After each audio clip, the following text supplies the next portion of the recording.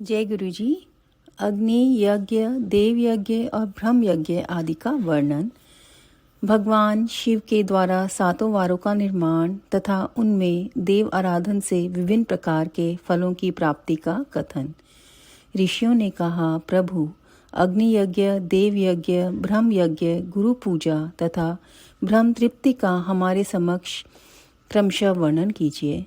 सूजी बोले, महर्षियों, गृहस्थ पुरुष अग्नि में सायंकाल और प्रातःकाल जो चावल आदि द्रव्य की आहुति देता है उसी को अग्नि यज्ञ कहते हैं। जो ब्रह्मचर्य आश्रम में स्थित है उन ब्रह्मचारियों के लिए समिधा का आधान ही अग्नि यज्ञ है। वे समिधा का ही अग्नि में हवन करें। ब्राह्मणों, ब्रह्मचर्य आश्रम में निवास करने वाले द्विजों का जब तक विवाह न हो जाए और वे उपासन अग्नि की प्रतिष्ठा न कर लें तब तक उनके लिए अग्नि में समिधा की आहुति, व्रत आदि का पालन तथा विशेष यज्ञ आदि ही कर्तव्य है। यही उनके लिए अग्नि यज्ञ है।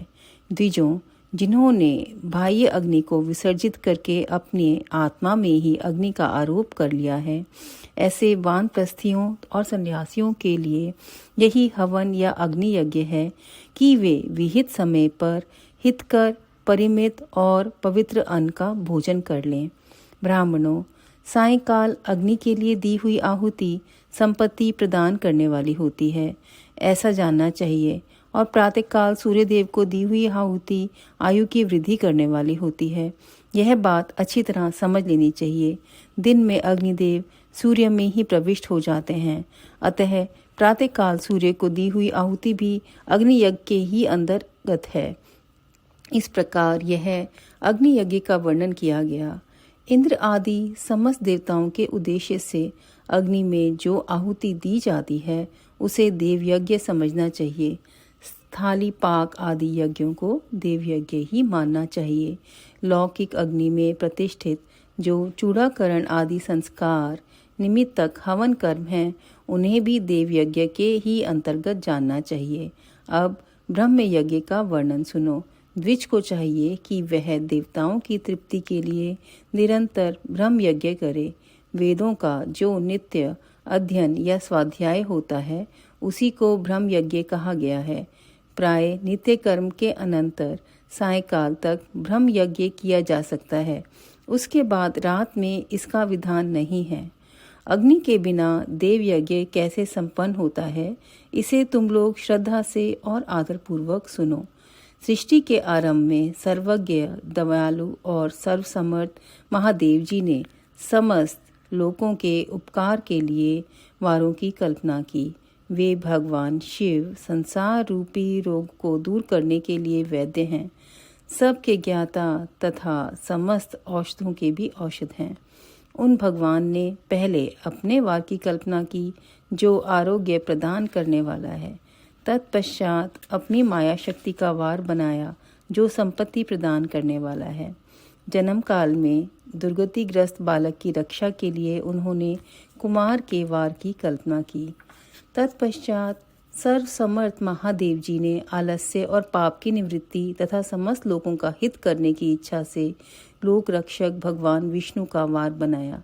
इसके बाद सबके स्वामी भगवान शिव ने पुष्टि और रक्षा के लिए आयुकर्ता त्रिलोकस्रा परमेष्ठी ब्रह्मा का आयुष्कारक वार बनाया, जिससे संपूर्ण जगत के आयुष्य की सिद्धि हो सके।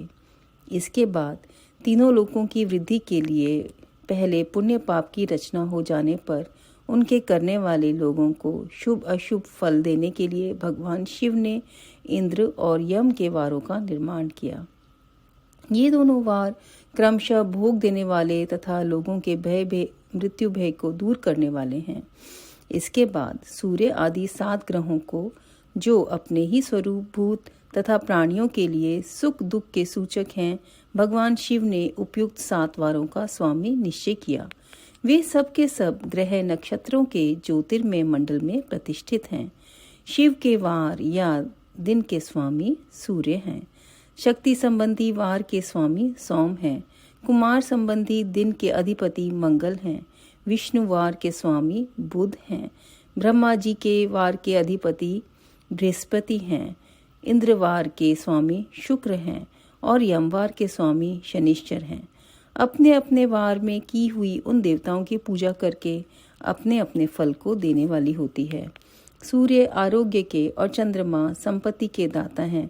मंगल व्याधि का निवारण करते हैं, बुध पुष्टि देते हैं, बृहस्पति आयु की वृद्धि करते हैं, शुक्र भोग देते हैं और शनिश्चर मृत्यु का निवारण करते हैं। ये 7 वारों के क्रमशः फल बताए गए हैं और उन देवताओं की प्रीति से प्राप्त होते हैं। अन्य देवताओं को भी पूजा का फल देने वाले भगवान शिव ही हैं। देवताओं की प्रसन्नता के लिए पूजा की 5 प्रकार की ही पद्धति बनाई गई। उन देवताओं के मंत्रों का जप यह पहला प्रकार का है। उनके लिए होम करना दूसरा, दान करना तीसरा तथा तप करना चौथा प्रकार है। किसी वेदी पर, प्रतिमा में, अग्नि में अथवा ब्राह्मण के शरीर में आराध्य देवता की भावना करके 16 उपचारों से उनकी पूजा या आराधना 5 प्रकार है। इनमें पूजा के उत्तरोत्तर आधार श्रेष्ठ हैं। पूर्व के अभाव में उत्तरोत्तर आधार का अवलंबन करना चाहिए। दोनों नेत्रों तथा मस्तक के रोग में और कुष्ठ रोग की शांति के लिए भगवान सूर्य की पूजा करके ब्राह्मणों को भोजन कराएं। तदंतर 1 दिन, 1 मास, 1 वर्ष अथवा 3 वर्ष तक लगातार ऐसा साधन करना चाहिए।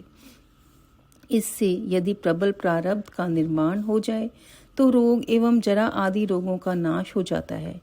इष्ट देव के नाम मंत्रों का जप आदि साधन वार आदि के अनुसार फल देते हैं। रविवार को सूर्य देव के लिए, अन्य देवताओं के लिए तथा ब्राह्मणों के लिए विशिष्ट वस्तु अर्पित करें। यह साधन विशिष्ट फल देने वाला होता है तथा इसके द्वारा विशेष रूप से पापों की शांति होती है। सोमवार को विद्वान पुरुष संपत्ति की प्राप्ति के लिए लक्ष्मी आदि की पूजा करें तथा सपत्नीक ब्राह्मणों को घृत पक्व अन्न का भोजन कराएं। मंगलवार को रोगों की शांति के लिए काली आदि की पूजा करें तथा उड़द, मूंग एवं हरड़ की दाल आदि से युक्त अन्न ब्राह्मणों को भोजन कराएं। बुधवार को विद्वान पुरुष दधि युक्त अन्न से भगवान विष्णु का पूजन करें। ऐसा करने से सदा पुत्र, मित्र और कलत्र आदि की पुष्टि होती है। जो दीर्घायु होने की इच्छा रखता हो वह गुरुवार को देवताओं की पुष्टि के लिए वस्त्र, यज्ञोपवीत तथा घृत मिश्रित खीर से यज्ञ पूजन करे। भोगों की प्राप्ति के लिए शुक्रवार को एकाग्रचित होकर देवताओं का पूजन करें और ब्राह्मणों की तृप्ति के लिए षड्रस युक्त अन्न दें। इसी प्रकार स्त्रियों की प्रसन्नता के लिए सुंदर वस्त्र आदि का विधान करें। शनैश्चर अपमृत्यु का निवारण करने वाला है। उस दिन बुद्धिमान पुरुष रुद्र आदि की पूजा करे। तिल के होम से दान के देवताओं को संतुष्ट करके ब्राह्मणों को तिल मिश्रित अन्न भोजन कराएं। जो इस प्रकार देवताओं की पूजा करेगा वह आरोग्य आदि फल का भागी होगा। देवताओं के नित्य पूजन, विशेष पूजन, स्नान, दान, जप, होम तथा ब्राह्मण तर्पण आदि में एवं रवि आदि वारों में विशेष तिथि और नक्षत्रों का योग प्राप्त होने पर विभिन्न देवताओं के पूजन में सर्वज्ञ जगदीश्वर भगवान शिव ही उन देवताओं के रूप में पूजित हो सब लोगों को आरोग्य आदि फल प्रदान करते हैं। देश, काल, पात्र, द्रव्य, श्रद्धा एवं लोक के अनुसार उनके तारतम्य क्रम का ध्यान रखते हुए महादेव जी आराधना करने वाले लोगों को आरोग्य आदि फल देते हैं। शुभ मांगलिक कर्म के आरंभ में और अशुभ अंत्येष्टि आदि कर्म के अंत में तथा जन्म नक्षत्रों के आने पर गृहस्थ पुरुष अपने घर में आरोग्य आदि की समृद्धि के लिए सूर्य आदि ग्रहों का पूजन करे। इससे सिद्ध है कि देवताओं का यज्ञ संपूर्ण अभीष्ट वस्तुओं को देने वाला है। ब्राह्मणों का देव यज्ञ कर्म वैदिक मंत्र के साथ होना चाहिए। यहाँ ब्राह्मण शब्द क्षत्रिय और वैश्य का भी उपलक्षण है। शूद्र आदि दूसरों का देव यज्ञ तांत्रिक विधि से होना चाहिए। शुभ फल की इच्छा रखने वाले मनुष्यों को 7 ही दिन अपनी शक्ति के अनुसार सदा देव पूजन करना चाहिए। निर्धन मनुष्य तपस्या, व्रत आदि के कष्ट सहन द्वारा और धनी धन के द्वारा देवताओं की आराधना करे। वह बार बार श्रद्धापूर्वक इस तरह के धर्म का अनुष्ठान करता है और बारंबार पुण्य लोकों में नाना प्रकार के फल भोग कर पुनः इस पृथ्वी पर जन्म ग्रहण करता है। धनवान पुरुष सदा भोग सिद्धि के लिए मार्ग में वृक्ष आदि लगाकर लोगों के लिए छाया की व्यवस्था करे, जलाशय, कुआं, बावली और पोखरे बनवाए, वेद शास्त्रों की प्रतिष्ठा के लिए पाठशाला का निर्माण करे तथा अन्य अन्य प्रकार से भी धर्म का संग्रह करता रहे। धनी को यह सब कार्य सदा ही करते रहना चाहिए। समय अनुसार पुण्य कर्मों के परिपाक से अंतःकरण शुद्ध होने पर ज्ञान की सिद्धि हो जाती है। द्विजों, जो इस अध्याय को सुनता, पढ़ता अथवा सुनने की व्यवस्था करता है उसे देव यज्ञ का फल प्राप्त होता है। अध्याय 14। जय गुरु जी। ओम नमः शिवाय। शिव जी सदा सहाय। ओम